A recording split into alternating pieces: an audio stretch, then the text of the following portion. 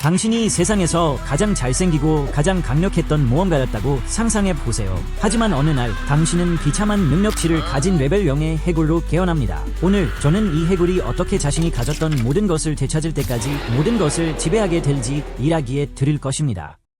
괴물들로 인해 인류가 멸망할 위기에 처했을 때 그들을 구할 마법사 한 명이 나타납니다.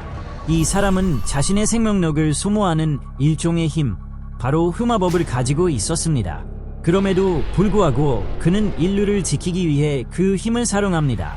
마법사는 세상을 구한 영웅이 되었지만 그의 운명은 비극적이었습니다. 영웅은 죽기 전에 나의 저주가 이 세상을 바꿀 것이다 라는 마지막 말을 남겼습니다. 그 저주에도 불구하고 영웅이 떠난 후 세상에는 평화가 찾아옵니다. 그리고 우리의 이야기는 100년 후 작은 마을 플로스에서 지금 시작됩니다. 꽃잎 위로 떨어지는 물방울의 잔잔한 소리가 들립니다. 한 소년의 목소리가 바이올렛에게 자기 집에 있는지 묻습니다. 바이올렛이라는 그 소년은 단지 꽃에 물을 주고 있을 뿐이라고 대답합니다. 소년은 이미 그것을 알고 있지만 자신이 말하려던 것은 그것이 아니라고 해명합니다. 우리는 이 남자를 이야기의 주인공으로 소개하며 그는 도대체 자신에게 물을 뿌리는지 알고 싶어 합니다. 이 새로운 시대에 매우 잘생긴 한 남자가 해골이 되는 이야기가 시작됩니다.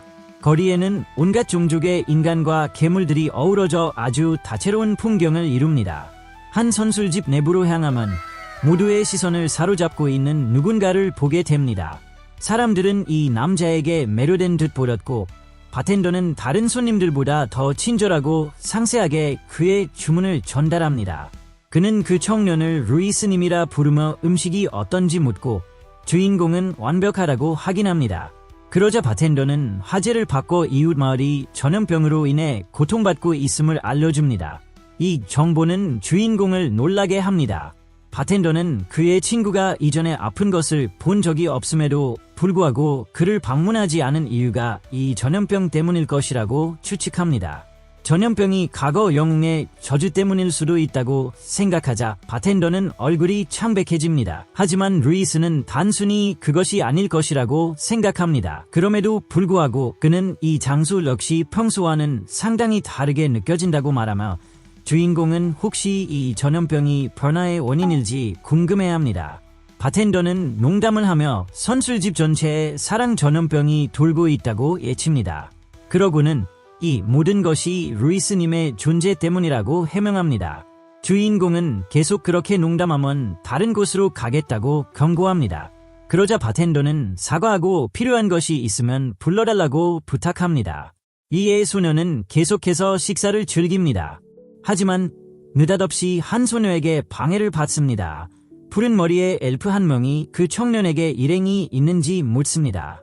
그녀는 별일 아니며 단지 자신의 길드 동료가 그를 매력적이라고 생각한다는 것을 알려주고 싶었을 뿐이라고 설명합니다.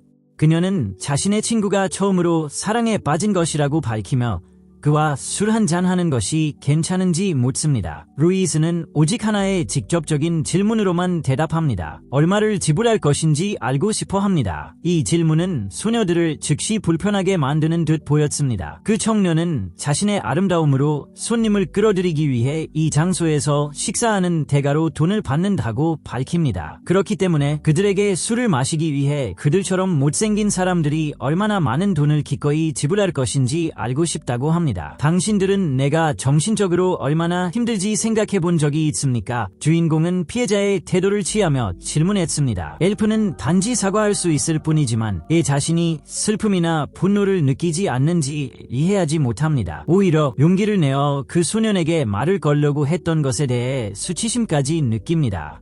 그녀는 그렇게 잘생긴 사람을 괴롭혔다는 사실의 땅이 꺼지기를 바랍니다. 그러고는 그 소녀는 큰 소리로 사과를 외치며 서둘러 가게를 도망칩니다. 루이스는 다소 오만하게 자신이 이미 자신의 의무에 지쳤다고 말합니다. 이렇게 사람들을 대하지 않으면 이전과 같은 일이 일어날 것을 알기에 자신이 무례하게 행동하고 있다는 것을 알면서도 그렇게 말합니다. 그는 과거에 한 여자가 자신에게 함께 노는 것이 좋았는지 묻던 일을 기억합니다. 기억합니다. 그 소녀는 루이스가 한 번 잉크했을 뿐인데도 그들이 더 깊은 관계라고 생각했습니다. 그 여성은 이미 함께할 미래를 계획했습니다. 하지만 사실 주인공은 단지 눈에 먼지가 들어갔을 뿐이었습니다. 자신의 아름다움이 불편함을 가져옴에도 불구하고 루이스는 이것이 짜릿하고 잘생긴 것이 의심할 여지 없이 세상에서 가장 좋은 것이라고 단언합니다. 그가 너무 잘생겼다는 단순한 사실 때문에 다른 사람들은 그가 무엇을 먹는지, 어떤 종류의 옷을 입는지, 그리고 그의 취향이 무엇인지 알고 싶어 합니다. 모두가 그를 가까이에서 따르는데 관심이 있습니다. 그들은 그를 찬양하고 그렇기에 그가 하는 모든 것을 모방합니다. 거리를 걷는 것조차 주인공에게는 복잡한 일입니다. 왜냐하면 그는 항상 악수를 청하는 팬들을 마주치기 때문입니다. 때로는 이 추종자들이 너무 지나치게 강렬해서 루이스를 귀찮게 만들기도 합니다. 그때 누군가 주인공에게 다가와 그의 삶이 매우 흥미로울 것이라고 추측합니다. 그들은 이전의 모험가들이며 신에게서 아름다움을 받은 자라는 그의 별명으로 루이스를 부릅니다. 그 소녀는 이제 자신이 궁금해하던 것을 확인합니다. 주인공은 흥미로운 사람입니다. 심지어 자신의 의무만으로 제국 도시로 초대받았지만 그는 그것을 거절했습니다. 그녀는 루이스가 왜 그렇게 어리석은지 이해하지 못합니다. 이것이 그를 더 흥미롭게 만들고 따라서 더 매력적으로 만든다고 추측합니다. 그 소녀는 주인공을 위협하며 이전에 일어난 일은 있겠다 말하고 함께 술 한잔 하자고 요구합니다. 그러나 루이스는 낯선 사람이 누구인지 물으며 대답합니다. 그는 그녀가 악수를 원하는 단순한 추종자일 뿐이라고 짐작하지만 오늘은 매우 바쁘니 다음날 시도하라고 거절합니다. 분노한 모험가는 이 굴욕을 잊지 않겠다고 맹세합니다. 그러더니 갑자기 크게 웃음을 터뜨립니다. 그녀는 검을 뽑아 젊은이에게 이것이 정말 그의 선택인지 묻습니다. 그를 쓰레기라고 부르고 이제 그를 화나게 했으니 그를 끝장낼 준비가 완전히 되었다고 분명히 말합니다. 그 장소에 울려 퍼지는 날카로운 여성의 목소리가 누가 감히 자신의 사랑스러운 루이스에게 덤볐는지 묻습니다. 갑자기 상황은 그곳에 있던 모든 사람들에게 상당히 불편하게 변했습니다. 새로 도착한 위협적인 소녀는 여성들이 자신의 귀염둥이에게서 멀리 떨어져 있으라고 요구합니다. 이 소녀는 거칠고 지배적인 외모를 가지고 있어 스토커들을 위협합니다. 모험가는 주인공을 제자리에 두고 싶지만 이 위협적인 여성 때문에 그렇게 할 수 없습니다. 그래서 그녀는 어려운 약속을 중얼거립니다. 자신이 그를 가질 수 없다면 다른 누구도 가질 수 없을 것이다라고 말합니다. 이렇게 말하고는 루이스가 추종자들에게 둘러싸인 동안 그녀는 매우 불길하게 그 장소를 떠납니다. 하지만 주인공은 걱정하는 듯 보았습니다. 같은 날 밤 보름달이 하늘을 밝힙니다. 우리는 이상한 무리가 우리 주인공의 집 주변을 배회하고 있는 것을 봅니다.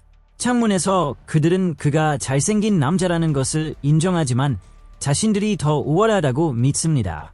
그들의 모습을 보여줄 때 우리는 그들이 매우 사악한 자들이라는 것을 알게 됩니다. 이들은 루이스를 해치우면 그녀와 데이트할 수 있는지 묻습니다. 이전에 스토커 모험가는 이를 확인하며 그들이 자신의 요청을 수행하면 함께 데이트할 것이라고 말합니다. 엘프는 그들이 너무 지나치다고 생각하고 다른 소녀도 이에 동의합니다. 그들은 이렇게 해서는 안 됩니다.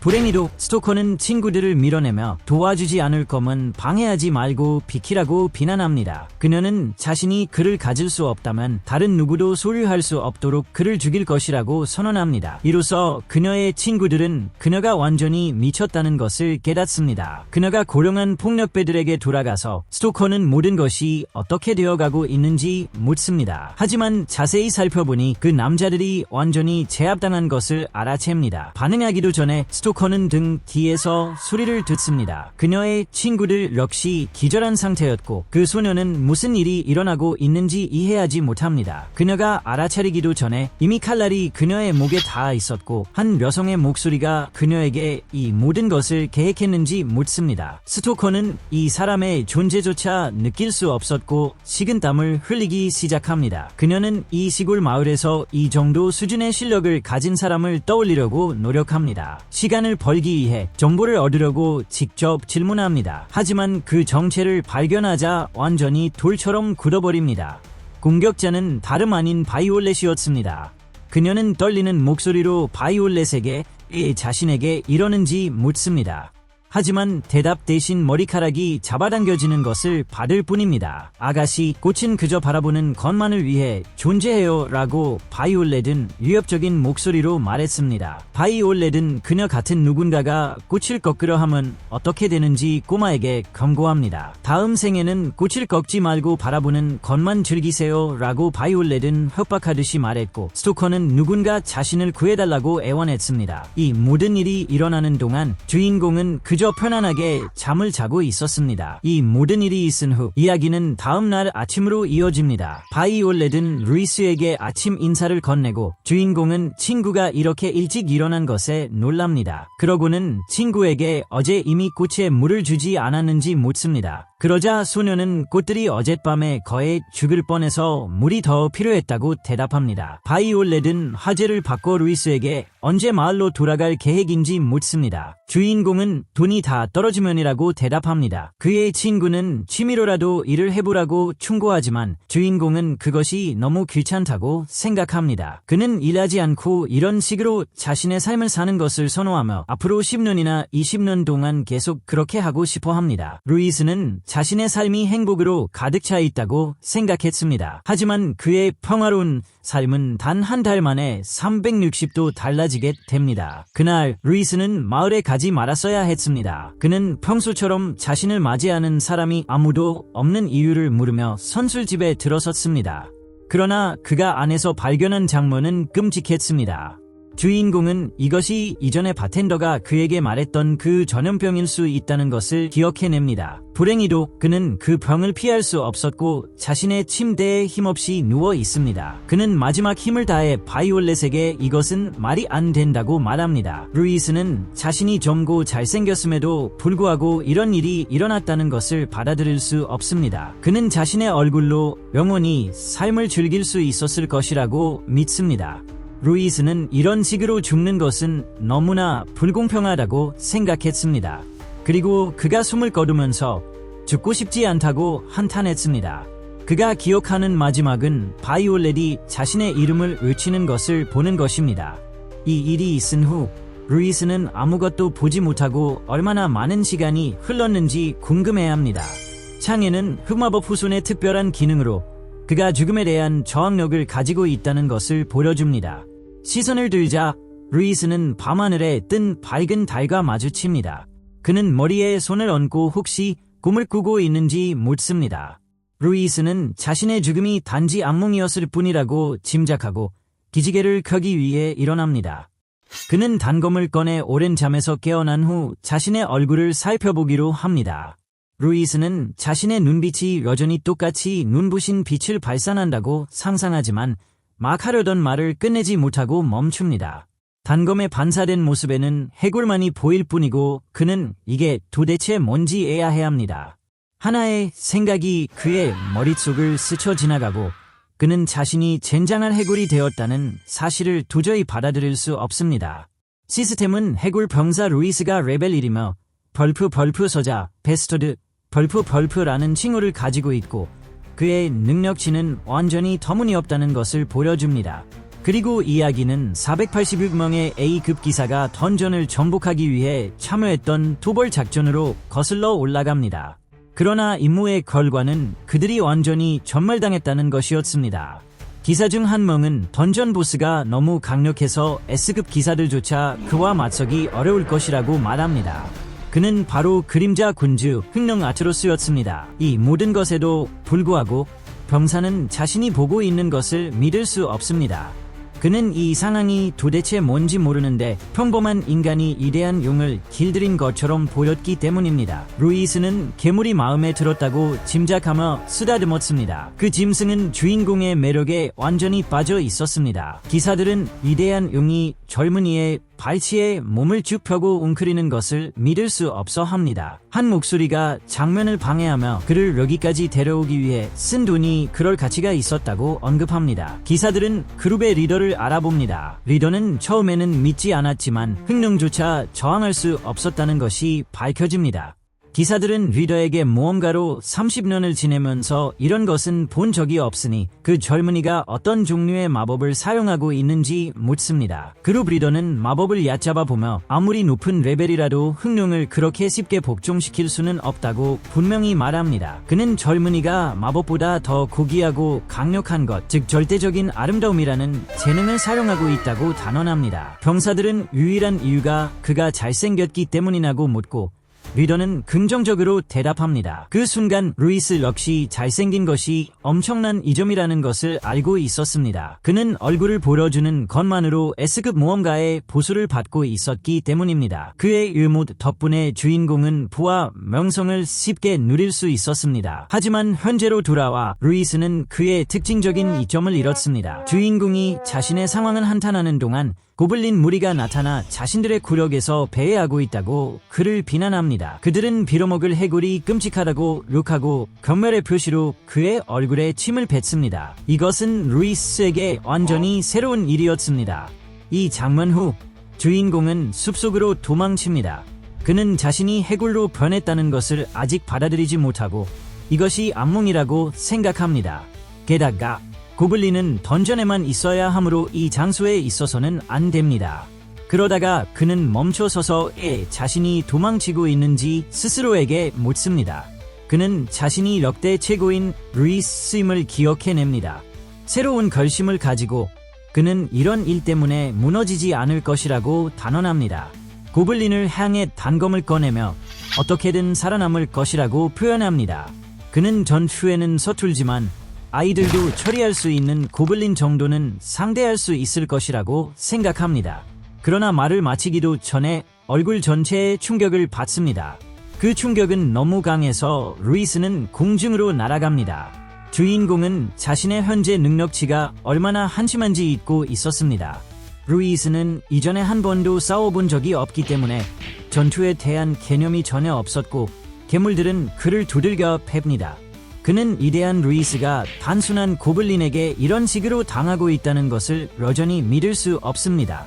과거에는 오직 그의 존재감만으로도 괴물들이 전투를 시작하는 것을 다시 생각하게 만들 정도였습니다. 그는 고블린을 열등한 존재로 여겼고 항상 최고 수준의 강력한 모험가 그룹에 둘러싸여 있었습니다. 이것이 이대한 루이스가 알았던 유일한 삶의 방식이었습니다. 현재로 돌아와 그는 이것이 자신의 새로운 삶이라는 것을 믿을 수 없고 자신을 때리는 것을 멈춰달라고 애원합니다. 그때 번쩍이는 섬광이 전장을 가로질러 고블린 중 한 마리의 머리 전체를 강타합니다. 또 다른 누군가가 나타나 괴물들에게 달려듭니다. 겉으로 보기에는 루이스가 몇몇 인간들에게서 구조된 것입니다. 모험가들은 너무 늦게 도착한 것을 한탄합니다. 그들은 저 빌어먹을 고블린들이 인간 동료를 뼈만 남기고 잡아먹었다고 믿습니다. 그룹의 사제는 이 소년의 영혼이 저 세상에서 편히 쉴 수 있기를 기도하며 유해를 묻자고 제안합니다.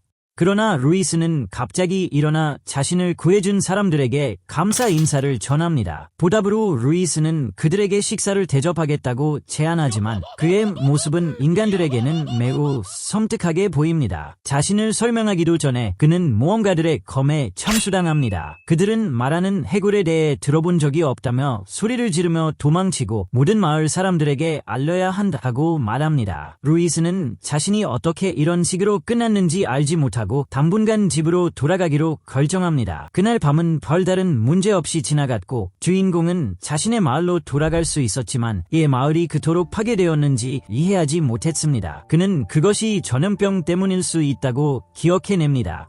그는 모든 꽃들이 시들어버린 것을 보고 놀라지만 시선을 들자 바이올렛의 집은 여전히 그대로인 것을 발견합니다. 루이스는 들어가기로 결정하고 문을 천천히 엽니다. 문이 잠겨있지 않았기 때문에 그는 여기에 누가 살고 있는지 이해하고 게다가 강한 술 냄새가 납니다. 루이스는 바이올렛이 술을 마시지 않았다는 것을 기억하지만 그가 이 말을 하는 동안 이합적인 실루엣이 그의 등 뒤에서 일어납니다. 이 실루엣은 단검을 꺼내 우리의 주인공의 뼈만 남은 팔을 기습적으로 공격합니다. 그녀는 바로 바이올렛이었지만 루이스는 그녀가 저런 모습인지 의아해합니다. 그 소녀는 완전히 엉망진창이 되어 있었습니다. 그러나 반응할 틈도 없이 루이스는 얼굴에 발로 차입니다. 그 충격으로 그는 벽에 부딪혀 날아가고 그의 팔은 여전히 바이올렛의 단검에 박혀 있었습니다. 주인공은 그 소녀가 아직 자신을 알아보지 못했다고 짐작합니다. 그는 그 소녀가 이런 식으로 행동하는지 알지 못하고 자신이 없는 동안 무슨 일이 일어났는지 의문을 갖기 시작합니다. 루이스는 바이올렛의 이름을 부르며 잠시 기다려 달라고 요청합니다. 하지만 깨닫기도 전에 그 소녀는 인간답지 않은 속도로 그의 시야에서 사라졌습니다. 단검을 주인공의 목에 댄 채 바이올렛은 그의 진짜 정체를 묻습니다. 괴물임에도 불구하고 해골은 사람처럼 행동하고 그녀를 아는 것처럼 말하는 듯 보였습니다. 주인공은 바이올렛에게 자신이 바로 이대한 루이스라고 대답합니다. 이 폭로에 그 소녀는 완전히 충격에 빠진 듯 보입니다. 그는 자신조차 해골이 되었는지 모르며 깨어났을 때 이미 이런 모습이었다고 설명합니다. 하지만 설명을 마치기도 전에 쓰러집니다. 그 소녀가 주인공을 바닥에 내리찍은 것입니다. 루이스는 갑자기 그녀에게 무슨 일이 생겼는지 알지 못하지만 폭력적으로 얼굴이 붙잡힙니다. 바이올렛은 이전보다 훨씬 더 화난 것처럼 보이며 괴물에게 어떻게 감히 다른 사람인 척할 수 있느냐고 비난합니다. 그녀는 그를 가루로 만들기로 결심합니다. 루이스는 잠시 기다려 달라고 요청하고 자신이 맞다고 맹세합니다. 그 소녀의 단검은 기다려줄 생각이 없었지만 해골이 꽃이라는 애칭을 언급하는 것을 듣고 멈춥니다. 이 애칭과 함께 소녀의 기억은 과거로 거슬러 올라갑니다. 그 소녀는 루이스에게 물을 주면서 그 역시 꽃과 같다고 농담했습니다. 주인공은 자신을 계속 꽃이라고 부르는지 물었습니다.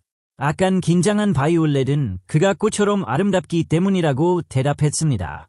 그녀는 그에게 특별한 별명을 붙여주었고 루이스는 그렇게 불리는 것에 개의치 않았습니다.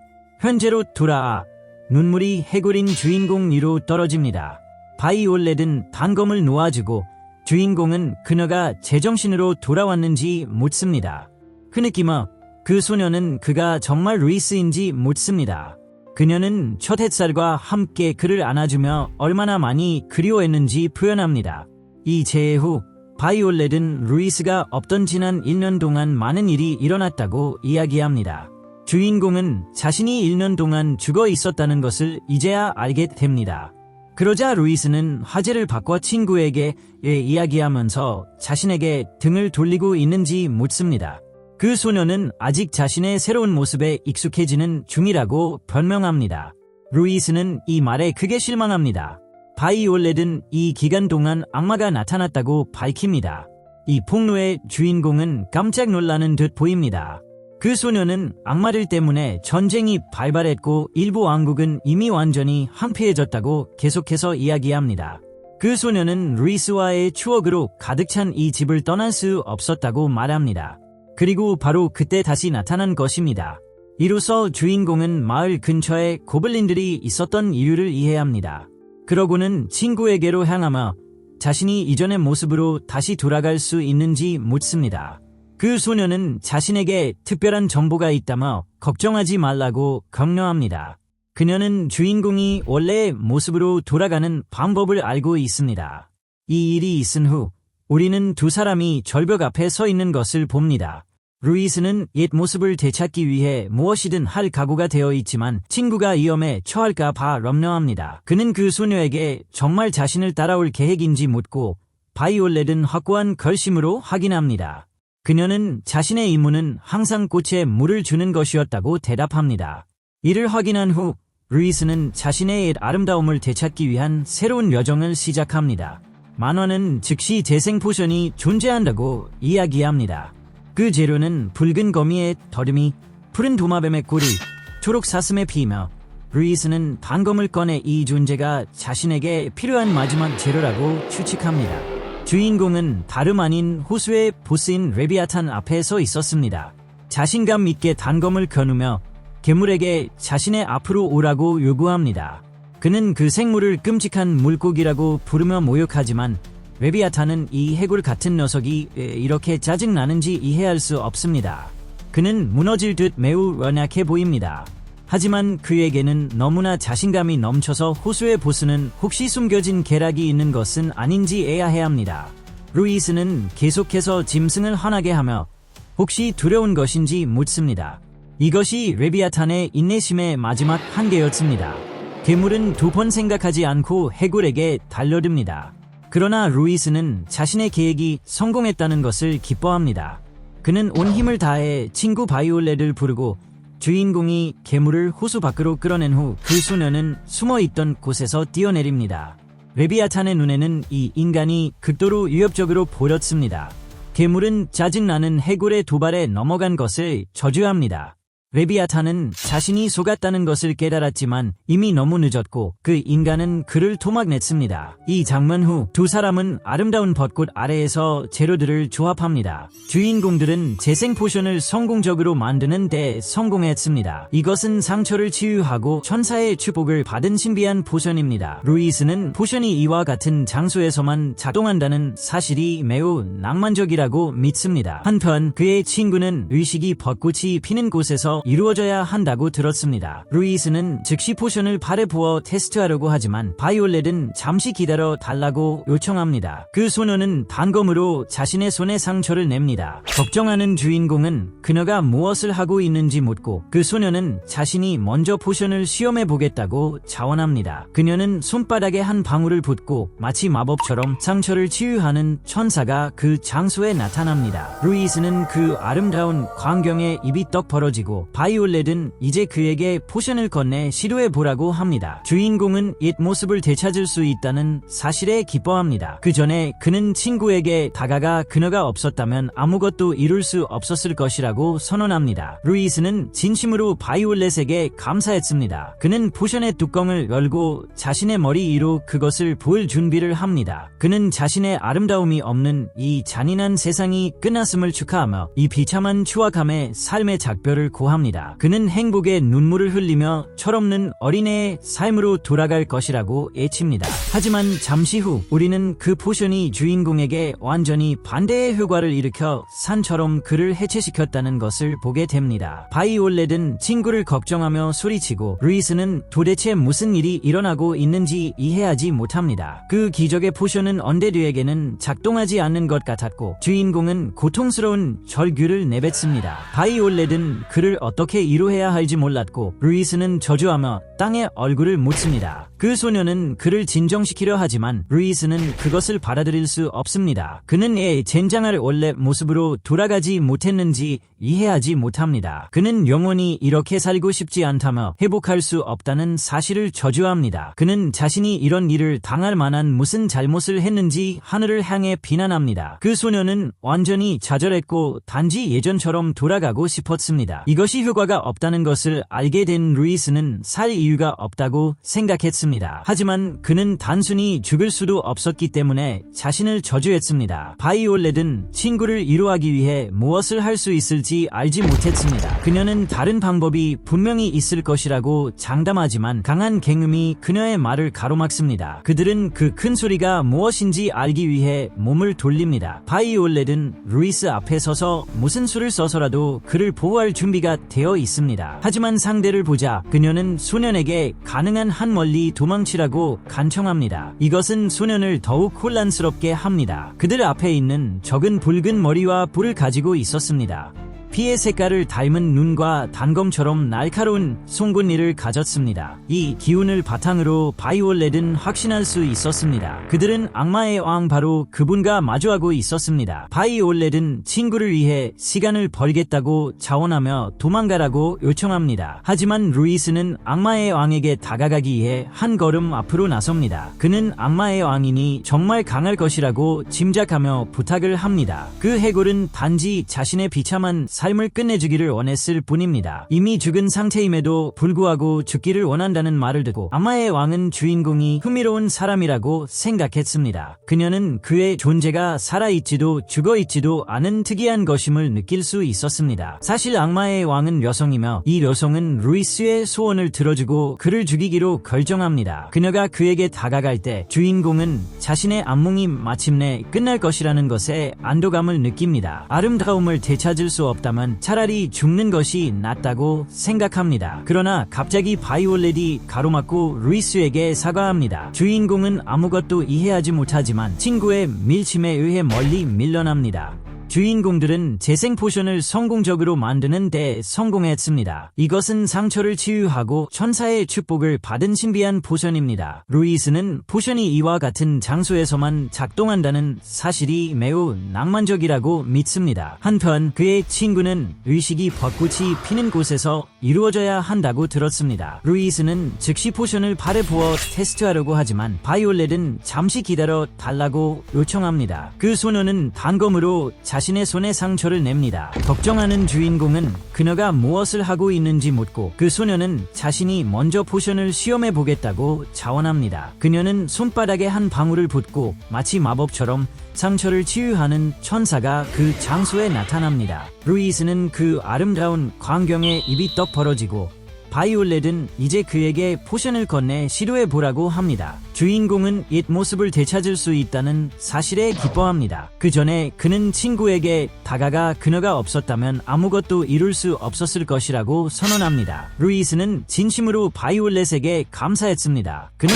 포션의 뚜껑을 열고 자신의 머리 위로 그것을 부을 준비를 합니다. 그는 자신의 아름다움이 없는 이 잔인한 세상이 끝났음을 축하하며 이 비참한 추악함의 삶의 작별을 고합니다. 그는 행복의 눈물을 흘리며 철없는 어린애의 삶으로 돌아갈 것이라고 외칩니다. 하지만 잠시 후 우리는 그 포션이 주인공에게 완전히 반대의 효과를 일으켜 산처럼 그를 해체시켰다는 것을 보게 됩니다. 바이올렛은 친구를 걱정하며 소리치고 루이스는 도대체 무슨 일이 일어나고 있는지 이해하지 못합니다. 그 기적의 포션은 언데드에게는 작동하지 않는 것 같았고 주인공은 고통스러운 절규를 내뱉습니다. 바이올렛은 그를 어떻게 위로해야 할지 몰랐고 루이스는 저주하며 땅에 얼굴을 묻습니다. 그 소녀는 그를 진정시키려 하지만 루이스는 그것을 받아들일 수 없습니다. 그는 젠장할 원래 모습으로 돌아가지 못했는지 이해하지 못합니다. 그는 영원히 이렇게 살고 싶지 않다며 회복할 수 없다는 사실을 저주합니다. 그는 자신이 이런 일을 당할 만한 무슨 잘못을 했는지 하늘을 향해 비난합니다. 그 소녀는 완전히 좌절했고 단지 예전처럼 돌아가고 싶었습니다. 이것이 효과가 없다는 것을 알게 된 루이스는 살 이유가 없다고 생각했습니다. 하지만 그는 단순히 죽을 수도 없었기 때문에 자신을 저주했습니다. 바이올렛은 친구를 위로하기 위해 무엇을 할 수 있을지 알지 못했습니다. 그녀는 다른 방법이 분명히 있을 것이라고 장담하지만 강한 갱음이 그녀의 말을 가로막습니다. 그들은 그 큰 소리가 무엇인지 알기 위해 몸을 돌립니다. 바이올렛은 루이스 앞에 서서 무슨 수를 써서라도 그를 보호할 준비가 되어 있습니다. 하지만 상대를 보자 그녀는 소년에게 가능한 한 멀리 도망치라고 간청합니다. 이것은 소년을 더욱 혼란스럽게 합니다. 그들 앞에 있는 적은 붉은 머리와 뿔을 가지고 있었습니다. 피의 색깔을 닮은 눈과 단검처럼 날카로운 송곳니를 가졌습니다. 이 기운을 바탕으로 바이올렛은 확신할 수 있었습니다. 그들은 악마의 왕 바로 그분과 마주하고 있었습니다. 바이올렛은 친구를 위해 시간을 벌겠다고 자원하며 도망가라고 요청합니다. 하지만 루이스는 악마의 왕에게 다가가기 위해 한 걸음 앞으로 나섭니다. 그는 악마의 왕이니 정말 강할 것이라고 짐작하며 부탁을 합니다.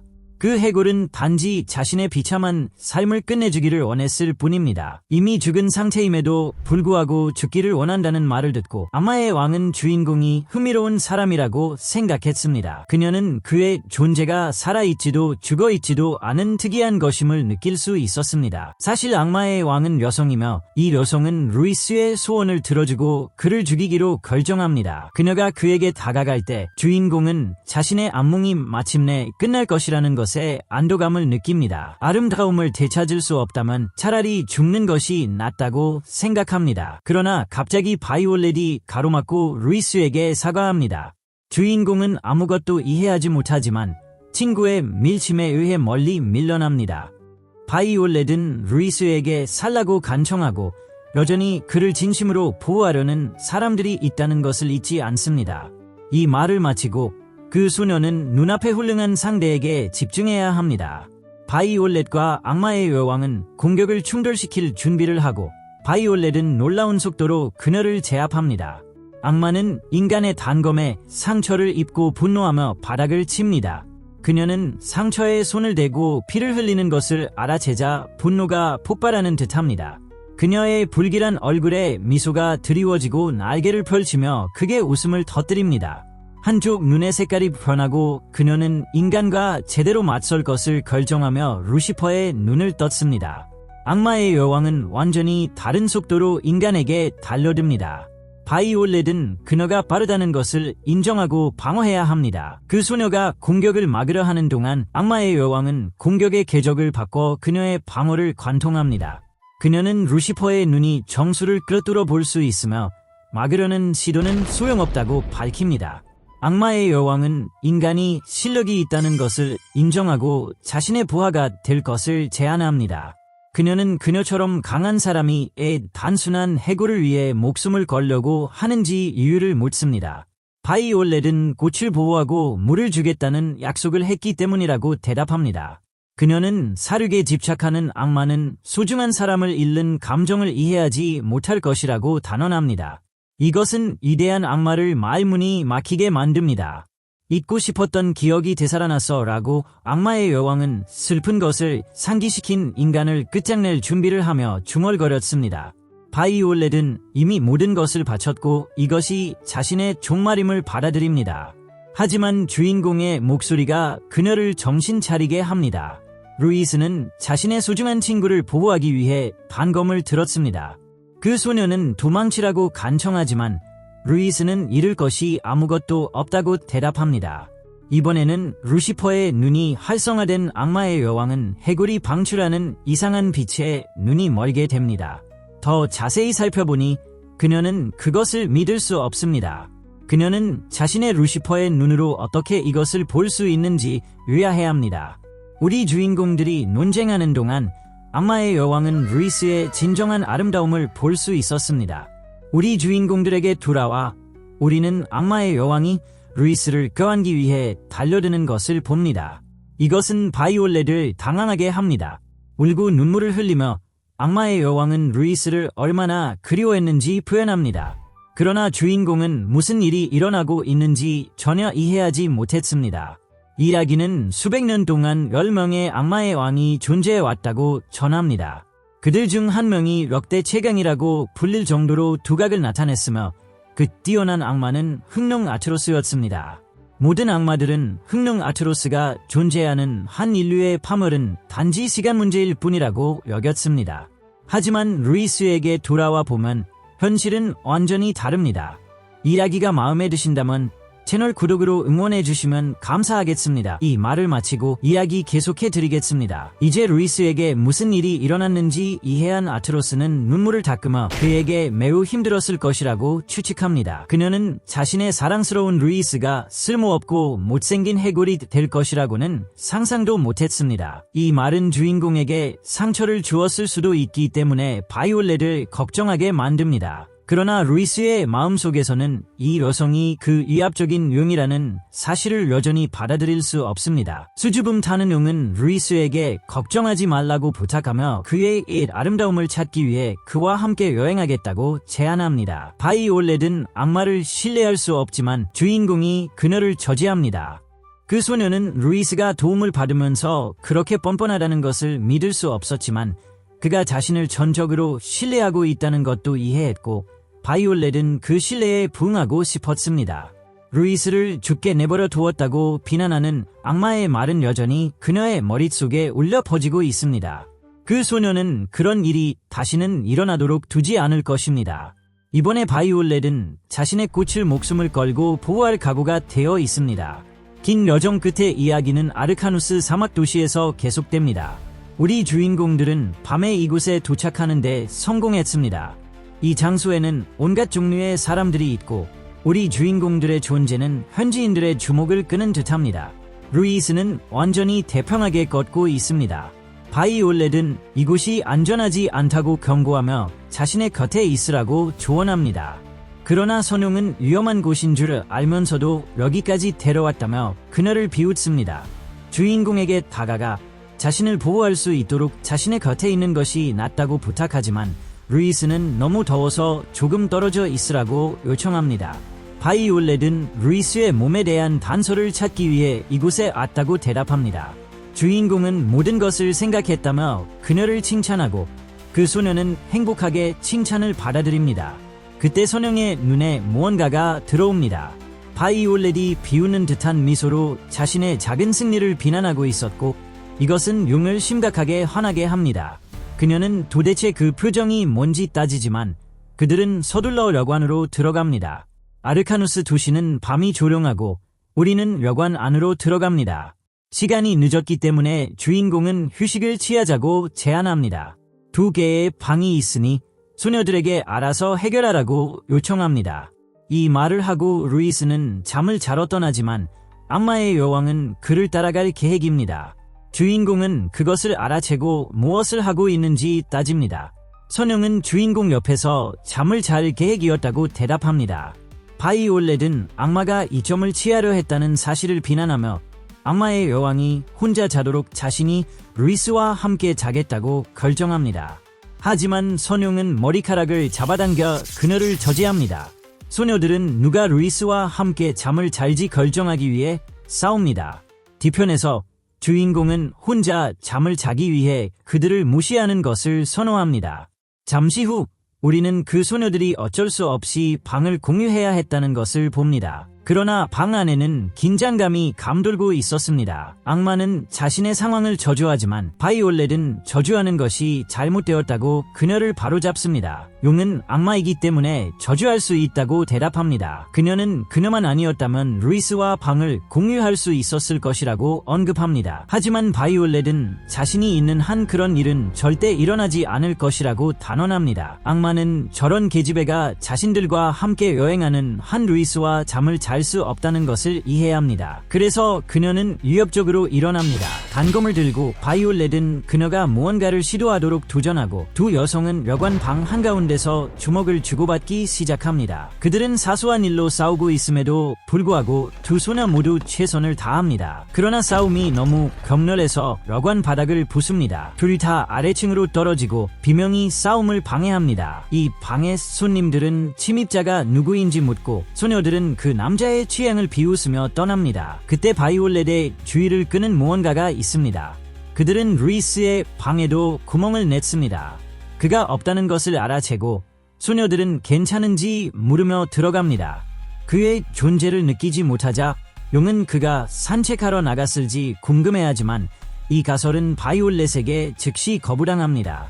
그때 무언가가 용의 눈에도 들어옵니다. 방에는 루이스의 뼈와 겉옷만 있었습니다. 그 소녀는 친구가 겉옷 없이 나갈 사람이 아니라는 것을 알고 있습니다. 이 말을 듣자 선용은 단 하나의 생각을 합니다. 바이올렛은 악마의 여왕의 의견에 동의하는데 유일한 설명은 루이스가 납치되었다는 것입니다. 이제 의락은 이 부분에서 마무리하겠습니다. 이 뒤로도 훨씬 더 많은 이야기들이 남아있으며 영상이 많은 응원을 받는다면 최대한 빨리 2부를 가져오겠습니다. 끝까지 함께해 주셔서 감사합니다. 다음 요약 영상에서 만나요.